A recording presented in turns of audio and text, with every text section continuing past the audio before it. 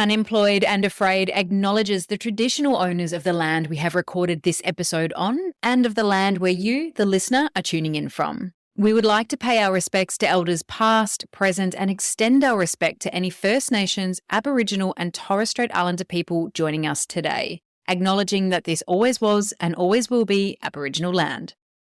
Welcome to Unemployed and Afraid, a podcast that explores the glorious mess of building your own business with the people doing it. I'm your host and fellow business builder, Kim Curtin. Thank you for being here. Let's get into some good, honest, small business chat. Hello to you. I hope your day, your week, your month, and year is getting you closer to your goals, whatever they may be. And that today's episode helps you feel a little more supported on the journey of building your small business.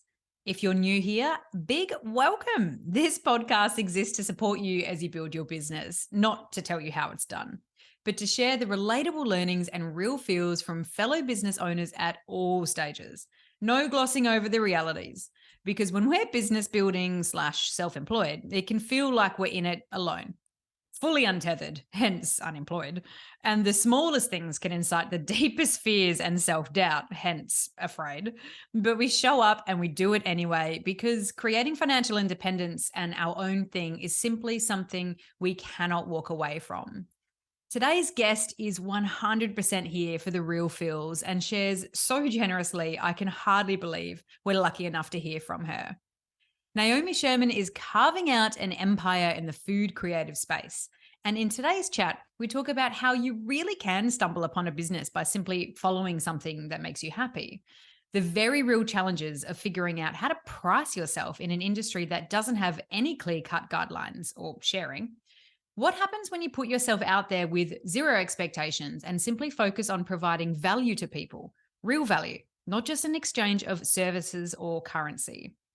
The need to redefine our own metrics of success and avoid feeling like a failure if the thing that we create doesn't hit some arbitrary high number yet. And the journey you take when you've lost the joy in a major part of your business. She will make you laugh, feel seen, and in this next bit, she even made me cry. I hope you enjoy our chat. Jeez, I've been looking forward to this one. Meet Naomi Sherman, food photographer, recipe creator, cookbook author, educator, and all-round food creative. Naomi has worked for major brands both here in Australia and internationally, with features in Eat Well, Nourish Mag, and many covers under her belt. She was a Foodelia Top 10 Food Photographer of the Year in 2018 and finalist in the Food Portraiture category of the Pink Lady Food Photography Awards, with her work being displayed in a London gallery. With her images being seen by over 10 million people a month, Naomi bit the bullet to self-publish an incredible cookbook, Edible Heirlooms, which won 2 first places and a second in the Gourmand World Cookbook Awards. And one of those first places is for the photography.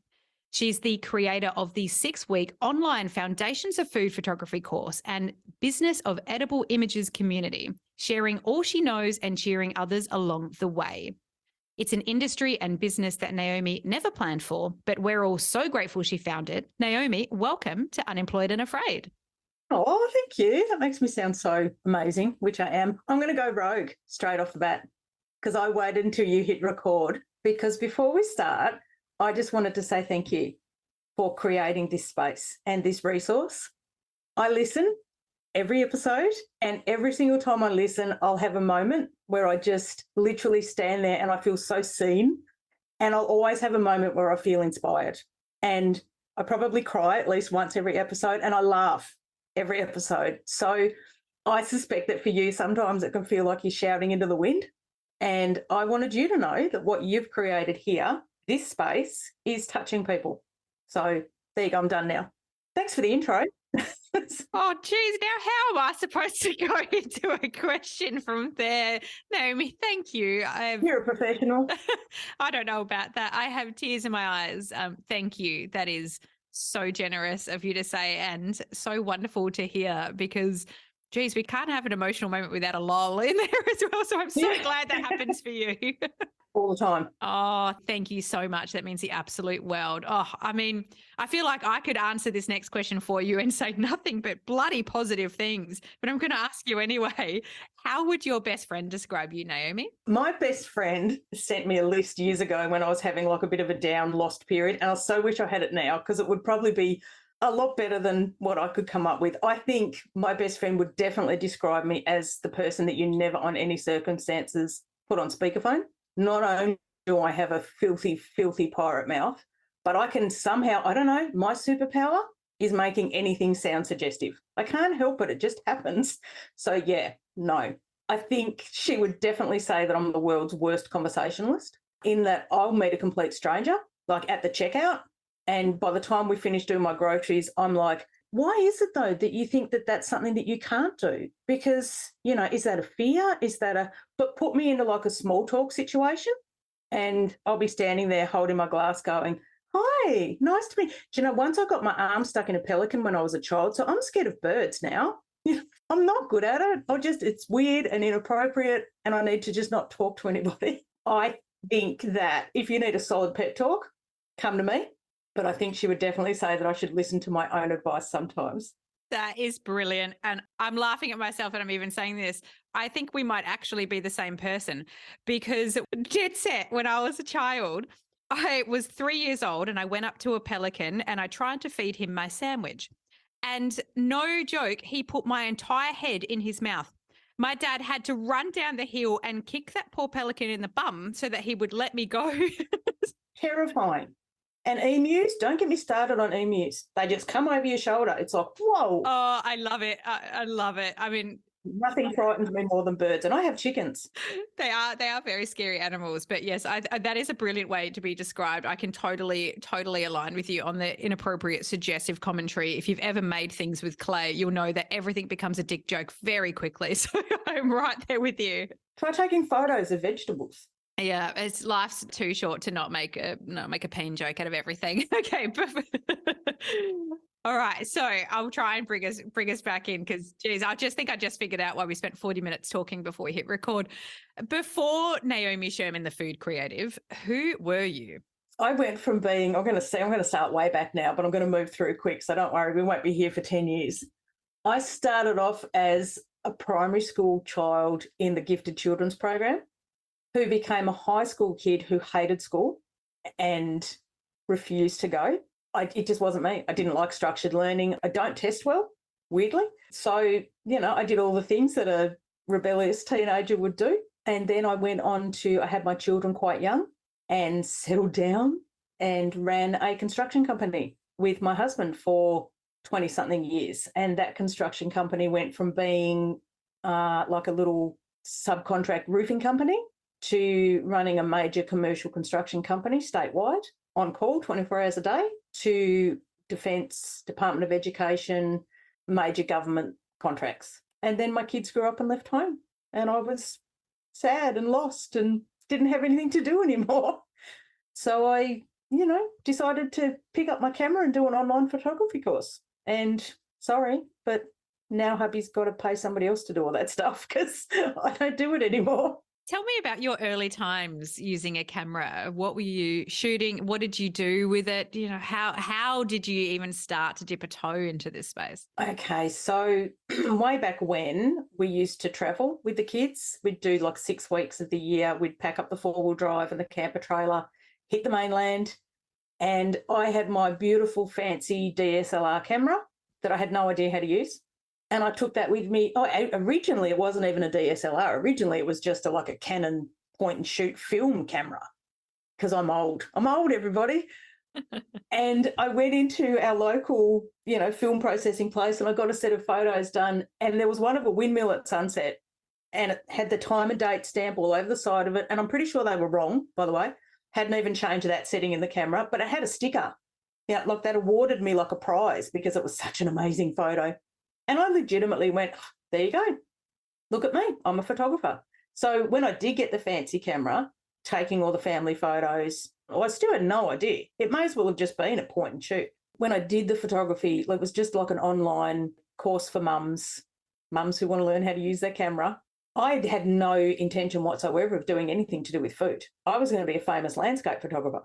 I live in Tasmania. How do you take a bad photo? It's like, and I took some great photos. I did really good landscape work. But I tell you what, getting up at 3:00 in the morning to hike to the top of the mountain, to be up there at 4:00 when the sun cracks over the horizon, it's hard work. And I did market stalls and I did all of that. And I didn't really make a whole lot of money. But in the meantime, I was doing more photography courses. I was also cooking and taking photos because I love food. It's legitimately my love language. I'm an awkward person who's naturally quite shy, but I'll bring you the most beautiful cupcake you've ever seen in your life. So I was taking photos that completely as a side. I had no intention of it being a business, no thought of it being a job, because I was going to be a famous landscape photographer, duh. And then I got contacted by a food blogger who was like, because I love creating food, I was like talking about, I created these tarts. And she said, do you want to create recipes for me and take photos of them? And I was smacked that anybody pays people. Like, you buy a cookbook, but you don't stop and think that somebody out there created those photos. Like, it didn't occur to me. So I said yes. And after a very short amount of time, I was like, why am I getting up at 4:00 in the morning to take photos of the sunrise when I can make more cooking and shooting one recipe at home in my tracky decks than I can make that I've made so far for my entire famous landscape photography career. So it was completely not expected, but also probably the best thing that ever happened to me. And I still like taking landscape photos. I just love when businesses grow out of passion like that and quite unexpectedly. Were you sharing those photos? It was on Instagram at that stage where that person messaged you? Yeah. Okay. I had how was that? Maybe 300 followers. See, this is a great point. I know that Instagram has changed pretty dramatically in the last few years, but you just keep putting things out there and you just never know who's going to see it. And I think as well, I love Instagram, even though it's very much a love-hate relationship currently because it's hard to love it like I used to. But I have the conversation regularly where people say, I don't have the followers. I can't do this because I don't have the followers. And I go, well, look at some of the biggest food photographers in the country, the ones who are, working for the big magazines and the Donna Hayes and the whatever else. And some of them barely have any followers. It's not about your followers. It's about your work. You can have 200,000 followers and take a shit food photo. Nobody's going to pay you. They care about your work. But having said that, I look back at those early photos and I do not understand what she saw in me. They're so bad. Oh, I feel the same way. I've said this before on this podcast. I feel the same way when I go back and I listen to early episodes or, just go back and look at things that I was sharing. I think, oh my goodness me, how you don't get to any sort of growth stage without that cringy first situation. I kind of think it's important though. I think if we fall into something fully formed, there's no learning along the way, and that's where we learn what's right for us and what's not right for us. Absolutely. So tell me about that wonderful human who got in touch with you and the people that followed. How did you go about knowing how to price your services in those days? I did not, no.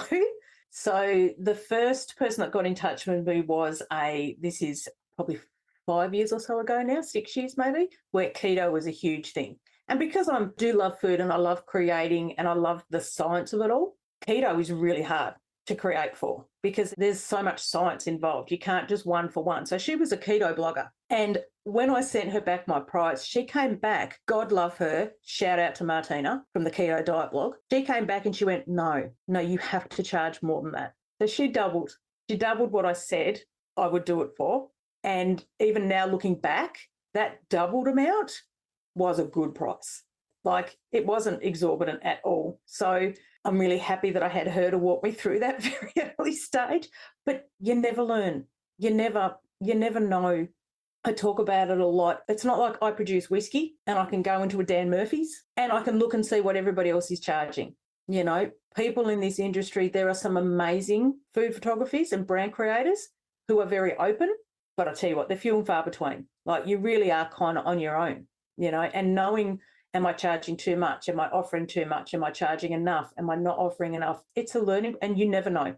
Even now, if a brand comes to me today and asks for a pitch and a price, I still have that moment where I'm like, I don't know. Am I too much? They come back really quick. You go, damn, it was I not enough? Mm-hmm. You've got to trust yourself. You've got to go with what you think is the right price. Oh, I agree. And I think it's well beyond any of our industries where just this financial secrecy, this, these earning secrecies, it just, it feels like we're all getting to that stage where we're kind of ready to put that in the bin somewhat and just put this information out there. And it's a big hope I have even for this podcast as it grows, we create the kind of safe spaces where we can have those open discussions about, okay, how much are you charging? Help me benchmark myself here. It happens in the bigger industries and things like advertising. You learn what other people are charging for things, and it helps you figure out, okay, where do we sit in terms of a more premium pricing or perhaps a lower pricing, and just that sensitivity around money feels like we need to start letting that go. I think the most interesting thing about it is when you consider what other people in your head, that secrecy, other people in your position, you never think, oh, they're all charging less than me. You always think that everybody is doing better than you. Oh, always. Which by its very virtue is you putting yourself down constantly on a spin cycle of doubt. And who's got time for that anymore? Couldn't agree more. So tell me what happened next. You started those jobs with the keto diet blog. Things started to come in. Where did it go from there? So one keto blog led to another keto blog, and I was doing a lot of keto blog work and also working for one of the biggest keto online platforms in the world. And 2019 was just the most spectacular year I'd ever had financially. I was like, holy shit, this working for yourself business is the bomb. That was when I stopped, doing any other work. I was working full time. I was making the money. And most of these clients were paying me in US dollars as well. We love that. So, ka-ching. And it was great. Looking back at it though, I'll be honest, I'm obsessively organised. Anybody who knows me is going to go, no, really? So I list out my month in advance. Everything is scheduled, and I'm a notebook junkie. I'm sitting here at my desk and I can see 4 different notebooks just within hand's reach. And I came across an old notebook where I had a month scheduled out, and I was doing 3 or 4 recipes a day. Wow. Yeah. So money was coming in, but geez, I was working hard for it. Didn't feel like it at the time. And then COVID hit. So one of the first things about COVID that I noticed was, first, there was food shortages. Most of my clients were overseas, so international clients. So they noticed a lot of the fresh type food shortages a lot quicker than we did. So they were coming to me saying, can you create recipes the same quality as what you've been creating, but with a bent on, and that was great. Everything was moving so fast. By the time that first month was up and I was putting in my monthly submissions, that crisis, if you like, had already moved on. But they also lost most of their advertising. So again, Martina was probably one of the ones who was very honest with me. And she said I just need to cut it back. I've lost 40% of my advertising in the space of this last month. And that's huge for these companies. And that very quickly became, I'm cutting it back to, I've got to put it on hold, because as a business for them, why would they be paying me to create new recipes when they have thousands of recipes in their archives that they can just keep reusing for a while? So I went from flying high and, dollar bills to everybody to, I don't know where my next job's coming from. And that was sobering for somebody who I never had to pitch. I never had to go out and look for work. It had always come from me. So it felt like I was very much right back at the start, and I had to start doing the hard stuff. Did you start pitching at that stage, or how did you start to pivot? What came next? So I had a little bit of brand work here and there, and I think I just got better at it. I got better at learning how to promote myself, how to weave. One of the things that I talk about with my business group is weaving those images in amongst your normal, even if you're not doing the work.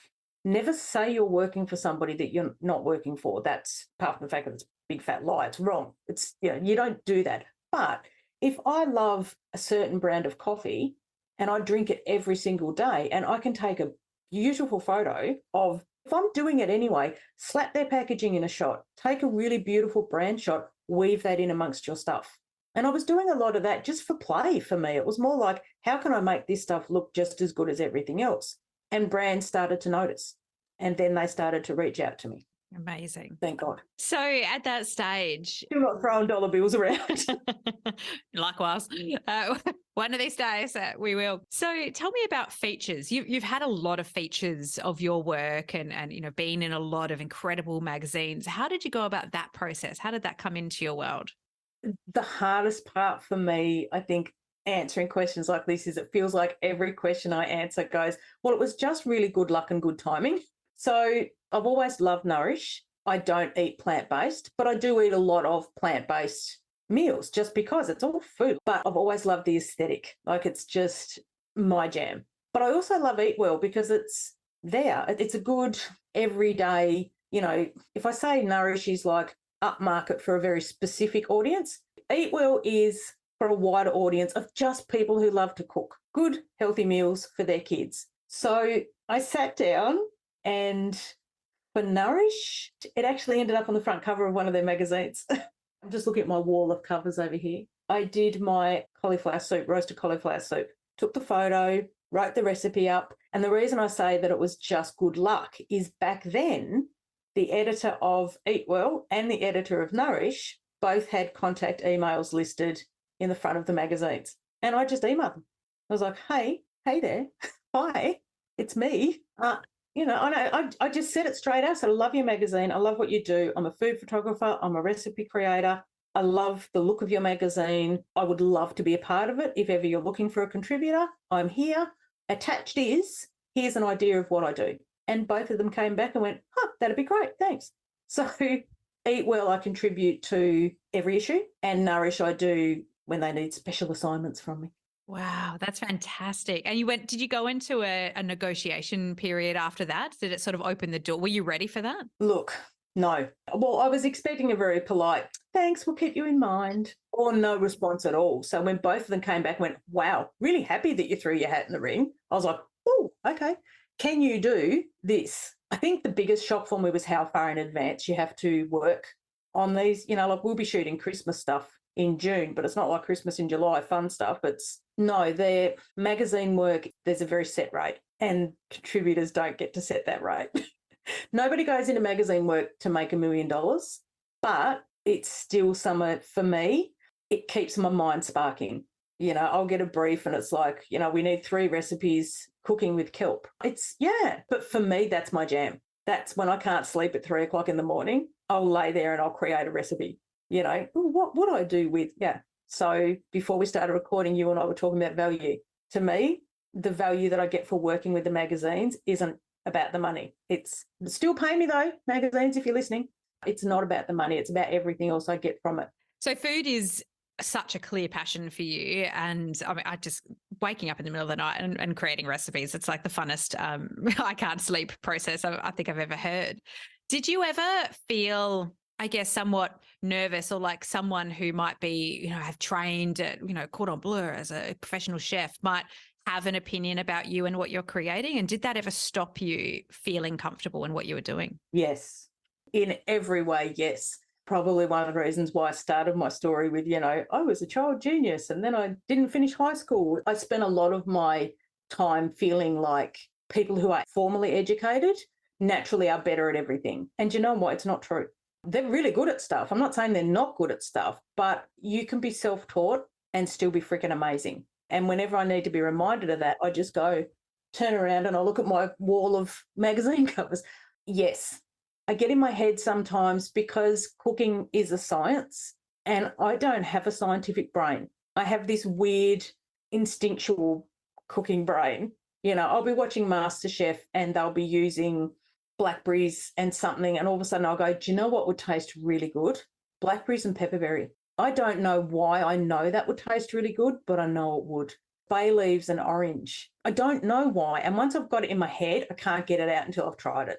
So putting that into words sometimes or in a way that makes sense, the hardest part for me doing what I do, and I think for anybody who does anything in the online space, is that you've always got those people. Mm-hmm.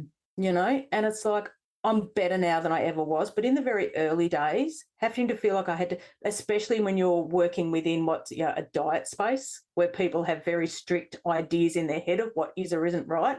I'm not good at that. I'm not good at the polite, Yeah, and I don't have to be now because I work for myself. So Yeah. come at me if you like and ask me why I put blackberries and pepperberry together, and I'll just tell you because it tastes good. Have you tried it? Try it. Yeah, straight. I love that. I mean, I really love we cover it in that way and you address it in that way, because I think it's something that if you don't have this or that qualification in something, it can really hold you back. I've definitely experienced that myself, definitely have used that almost as an excuse to hold myself back. I don't have this level of training or this, thing on the wall that says I can do this thing. And, I haven't done this before. So how do I get the right to call myself up? Insert thing here.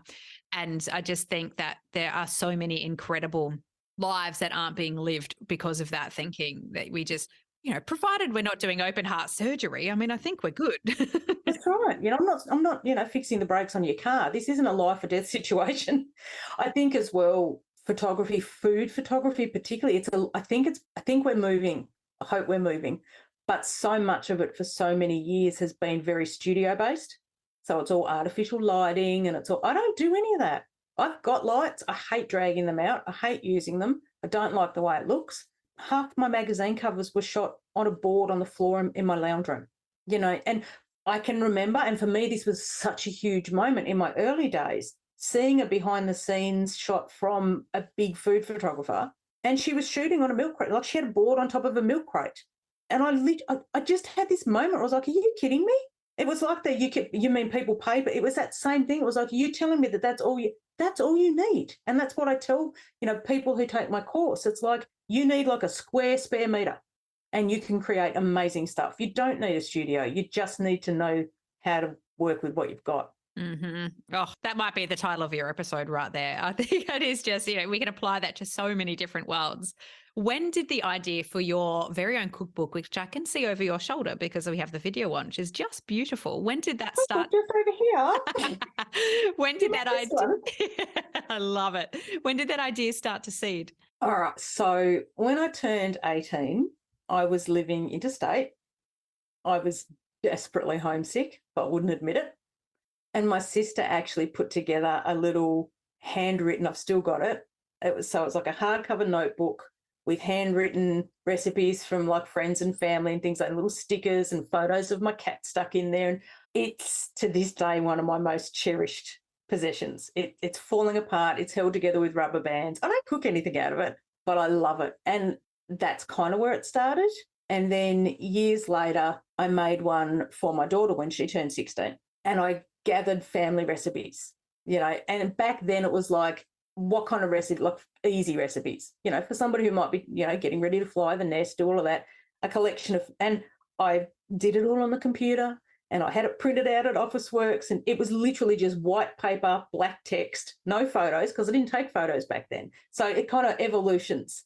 And then I started collecting people's recipes, and everybody has a recipe. So my book is called Edible Heirlooms. And the idea behind that is everybody has that recipe. I can't tell you how many people, when I first talked about the book to people, they go, oh, but I don't cook. I don't.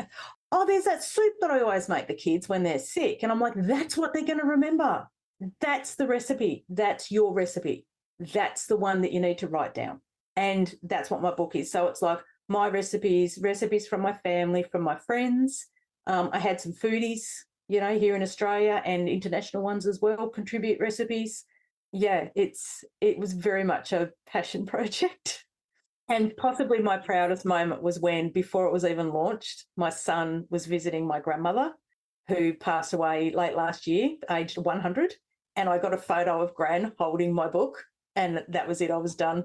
I didn't care at that point what happened. I'd achieved everything I needed to achieve. Oh, that is just absolutely beautiful. And it's true. You can't help when you speak about that. You just can't help but conjure up that meal, that thing from that person. Yeah. So my mum makes every year around Christmas we call them fruit balls. They're like curtain fruit balls. And I mean, she'll kill me for actually even saying what the recipe is, but they've got a couple of things in them. It includes wheat bix, naturally, and it includes condensed milk, which we use a coconut version of now, and other things. And they're just these happy little coconutty balls that we have at Christmas every time. It's not Christmas until you've had your fruit ball. Christmas. And even if we can't be together for Christmas, because we do live interstate, I have to make them and she has to make them and we all have to eat them. It's just part of it. And yeah, you can't help but just grab that. As a society, I'm going to, wax lyrical for a minute. As a society, I think we're losing. I think we're getting it back. I hope we're getting it back. But I think for so long, the last decade or two, we've lost that connection with our food, And that's a sad thing. Yeah. Like imagine, what's your favourite recipe? I don't have one. We didn't have any special.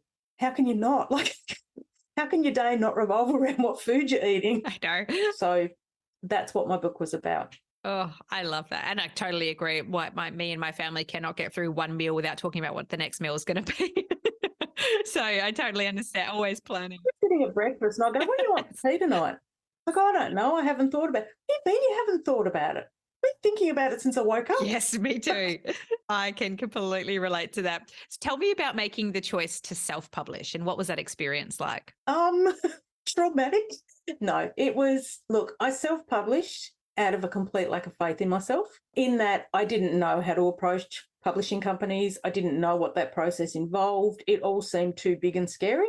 So I went, you know what? I can work this out. I can self-publish. I was lucky that I had a close friend who was a graphic designer, and he and I worked together and put the book together.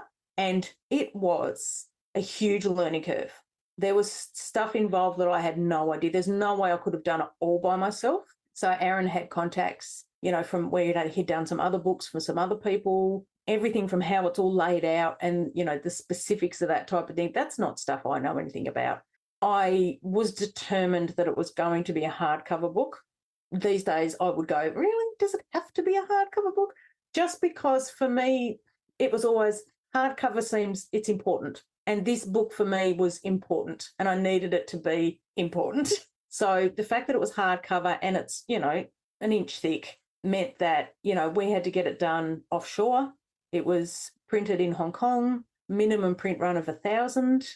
It's a lot. By the time you add it all up, there's not a lot of margin left. And even the whole customs process and all of that, it was traumatic and overwhelming, but I wouldn't do it any other way. If people say, when are you doing your next cookbook? And I'm just like, oh.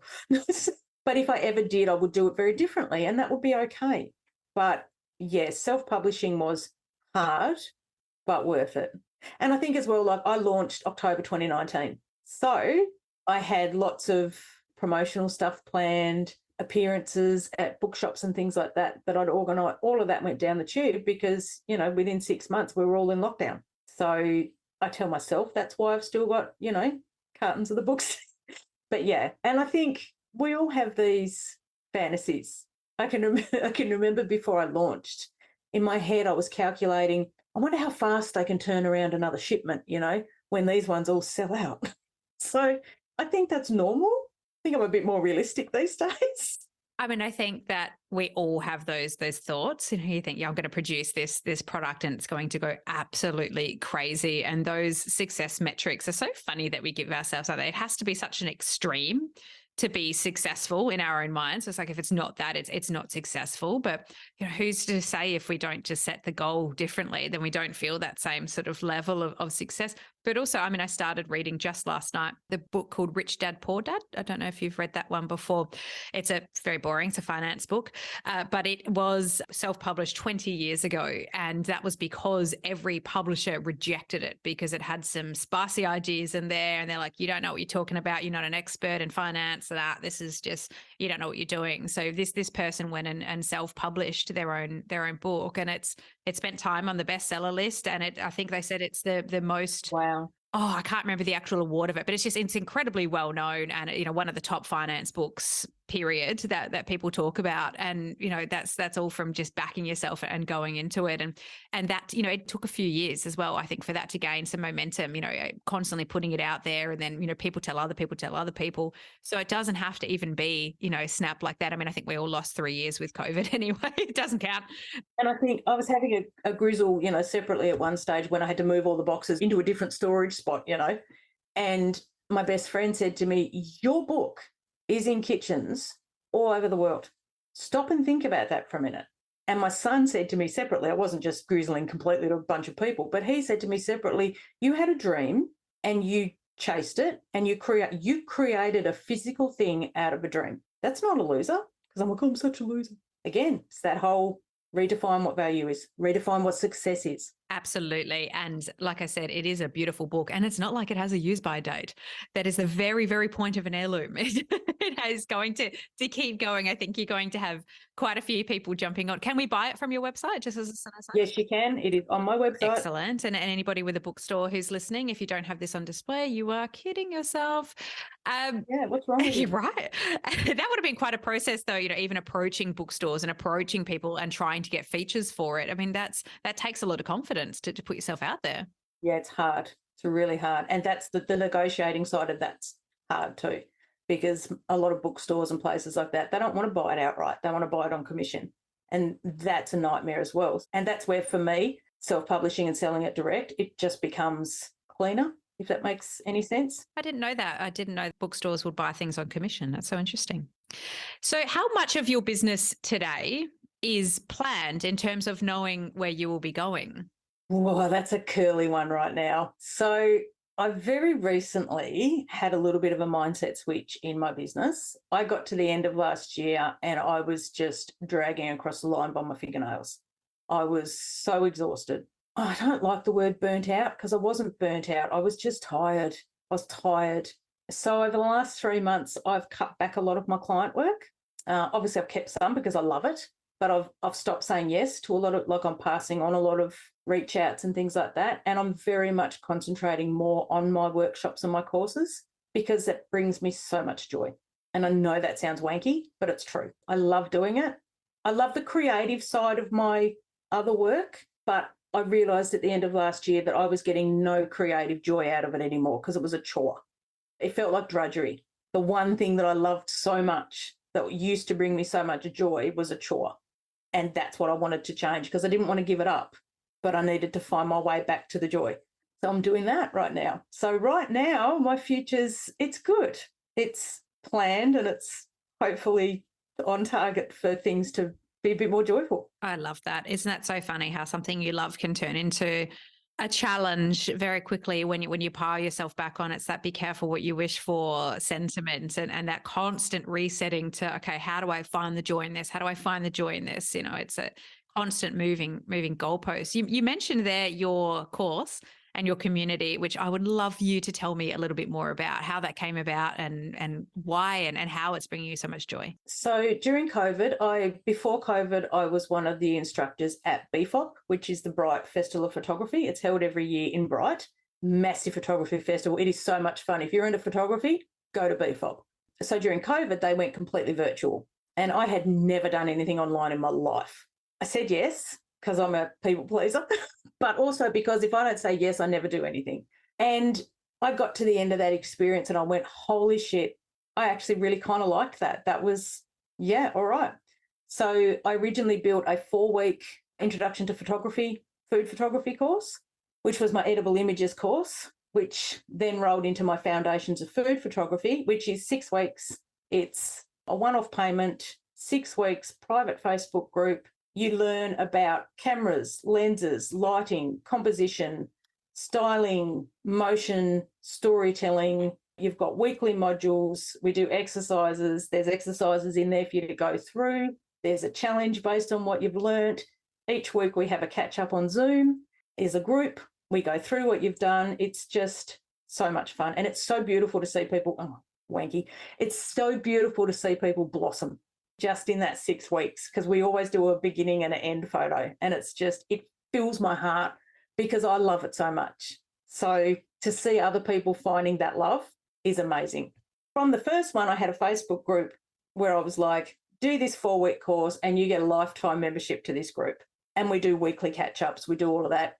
While it was lovely, it wasn't a feasible business model for me. There was a lot of time invested in that for me. So eventually it went through a few evolutions. I was like, you know what? I really love the business side of this. People are asking me lots of business questions. I'm going to turn it into a business group. And that was a hefty one-off payment, lifetime membership to the group. But then the enthusiasts, I missed them. I missed that joy and that of discovery. And I missed so it was like, is it a business group? Is it an enthusiast group? What is it? And then I realised it didn't have to be either. It could be both. So what we have, it's called the Business of Edible Images. I've got to be honest, I do think there's a name change coming up in the future because it doesn't feel right now. But it is just a simple membership, monthly fee. We've got graphic designers, foodies, photographers, cookbook authors, podcasters, bloggers, commercial photographers. We've got hosts of YouTube cooking shows, but we've also got members who just love food and could give or take the photography. We've got members who love to photograph food, and that's all they want to do. They don't want to make it a business. They want to participate because of the creative joy in it.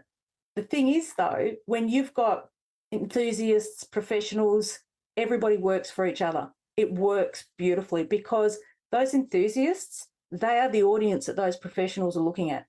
Those professionals can get something from the enthusiasts. Sometimes they come up with a point of view and we're like, you are 100% right. And we get so stuck in our head with all the other stuff that we miss that. We have some that cross the divide. We've had some recently that have gone from being an enthusiast to now one of my members was published in a magazine last month. Everybody can give each other a leg up. It's such a great way to avoid pitfalls. And when we talked earlier on about, groups not being very open and welcoming, it's a tagline, and I know it's a tagline, but it's true. I created the community that I was craving, where we share the stuff and we ask the questions, and we can come in sometimes and just go, guys, I am on struggle street and I don't know who else to talk to. And there's people there going, hey, it's all good. We've got our monthly creative challenges. We do styling demonstrations. We also have our weekly drinks and nibbles on Zoom. And I kid you not, it is like we have a cheer squad section. We have a brains trust section. We legitimately talk way too much about giant vegetables.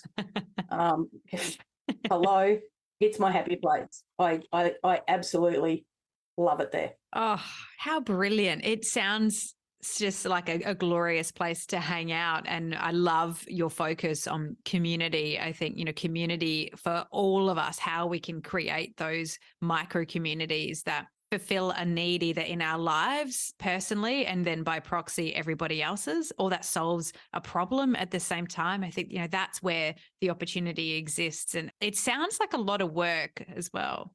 Oh God. When I say it's only work if you hate it, I get as much from that group as they get from me. I'll go in there sometimes when I'm feeling down and, or if I'm struggling with something, or if I've had a difficult client, I can go, guys, is it just me? Am I losing my mind here? To be able to have that safe space is invaluable. Yes, I love that. Oh, I just love that so much. And as you know, that's, as we talked about before, that is exactly why I created this podcast in the first instance, which is to have the kinds of conversations I needed to have about pushing yourself to work for yourself, to grow a business, to grow brands, to pivot, to change your bloody business name 75 times until you're happy with it and do all of those things. And it's okay to not get everything right. Mm-hmm. It's okay until we all say it out loud. It's like the whole imposter syndrome. I read something recently. Tell a lie. Didn't read it. I saw it on the most important resource in the world, TikTok. But she was saying what people who don't do all this themselves don't realise is we have to be our own marketer. We have to be our own accountant, all of these things constantly ticking in your head that you feel like you're not doing enough of. If you've got a job at a bank, I don't know why I said bank because who works at a bank now, but if you've got a job at a bank, you get up, you go to work, you do your job, and then you don't think about it. So I feel like the whole imposter syndrome is all of that stuff in the back of our head that we feel like we're not good enough at when we're not supposed to be. It's like it's okay to not know how to do things, but it's even better to not know how to do things when you have a group of people that you can say, guys, I don't know how to do this. What am I doing? Yes. I mean, I'm like one step away from giving you an Oprah clap with that because I couldn't agree anymore. That is just exactly what we all need, and just good on you for creating that and built around something that you love, and good on you for acknowledging as well that sometimes when you go into business doing something you really enjoy, it can become laborious in spaces, and you do need to pivot and look for different ways to bring it to life, and that does require a constant renewal of energy for what it is that you do, and a constant pivot, and not being ashamed to have those changes or those tweaks and keep putting yourself out there. Oh, it's terrifying. Yeah. It is terrifying. There's no two ways about it, but it also, I'm a big believer in doing what feels right, and it feels right. And let's be honest, most of what we're doing, like, it is like that perfect balance of this feels right, but I'm still shitting myself, but I'm still going to do it. Like that's why it's called Unemployed and Afraid, because literally that's how it feels all the time. It's like, this feels right, but I don't know why, because I also feel like I want to throw up a little bit. It's terrifying, but amazing. I just love it. Where do you want to take your business? What's the big goals? Look, you and I were talking off camera, off record, or whatever you want to call it, earlier about, adventures and things like that. I would love to grow my membership so that I could do it from anywhere. The idea of being able to say yes to more adventure and just, know that I can, log on and be in part of my group and be in my membership and talk to my people and still help. That's my big dream. My big dream is for it to be able to be something that I can do from anywhere. Yes, I love that.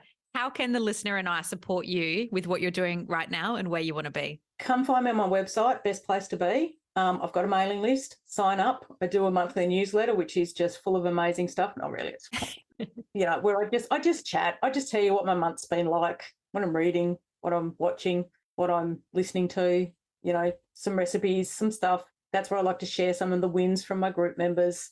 So, it's not going to change your life, but it might change mine. So sign up to it, or, follow me on Insta, follow me on Facebook. Just look me up. Amazing. Head to the website. All the good stuff's on the website. And you mentioned TikTok. Do you have a TikTok at the moment? Because I feel like it'd be very funny. Yeah, but I don't use it. No, I don't. I have a TikTok, but I don't use it other than watch other people's TikToks. Yeah, amen. My algorithm gets very strange. It goes from shark attacks to really deep and meaningful.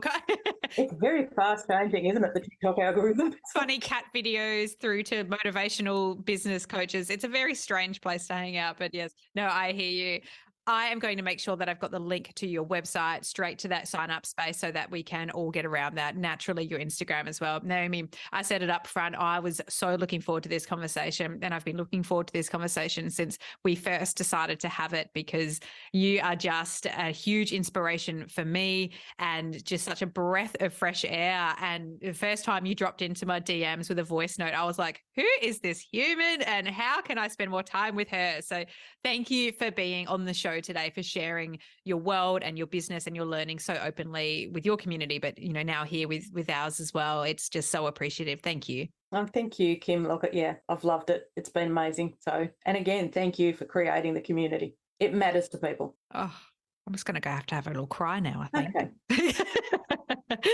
One quick thing. If you're hearing this, you've listened all the way through. Hopefully that means you really like this podcast, because it's pretty generous to give up 40 odd minutes of your time for it. If that is the case, please leave the show a star rating and a review. It helps me reach so many more people who might also listen all the way through and get some benefit and some support out of it. Not to mention, it puts a real spring in my step to read them.